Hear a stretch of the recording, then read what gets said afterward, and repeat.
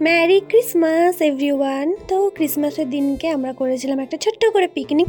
তো চলো প্রথম থেকে শুরু করি। তো ফার্স্টেই সকালবেলায় মাদের যে গুরুদেব যিনি, তার আজকে জন্মবার্ষিকী ছিলেন, তাই জন্য সকালবেলা ফল দিয়ে, কেক দিয়ে, মিষ্টি দিয়ে তাকে পুজো দেওয়া হয়েছিল।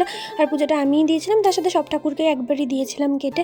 তারপর আমার বোনু বসেছিল ক্রিসমাস ট্রি সাজাতে। তো ওখানে ক্রিসমাস ট্রি সাজাচ্ছিল আর আমি শুয়েছিলাম, কারণ প্রতিবারই ও একাই সাজায়, আমি না এইসবে একদমই পোক্ত নেই বলতে পারো। তারপর আমি এই যে ঘুমিয়েছিলাম, বেশ অনেকক্ষণ পরে উঠেছি, বলতে গেলে পিকনিকের হাফ তোড়জোড় শেষ। তো গিয়ে দেখি মা রান্না করছে, আর এই হচ্ছে আজকের আমাদের ডেকোরেশন ছিল। আর এখানে আমি একটু লই পাকাচ্ছিলাম। তারপরে বাচ্চারা খেতে বসে পড়েছিল, আর আমি এখানে একদম আমাদের পিকনিকের যে ছোট সদস্য তাকে খাইয়ে দিচ্ছিলাম। তারপরে আমরা একটু বসেছিলাম, গল্প করছিলাম। তারপরে শুরু হয় আমাদের নাচ। আর কালকে আমরা পাগলের মতো নাচ করেছি। নাচগুলো জানি একটু খারাপ লাগছে দেখতে, তো যাই হোক, পিকনিকে তো এরকমই নাচ হয়।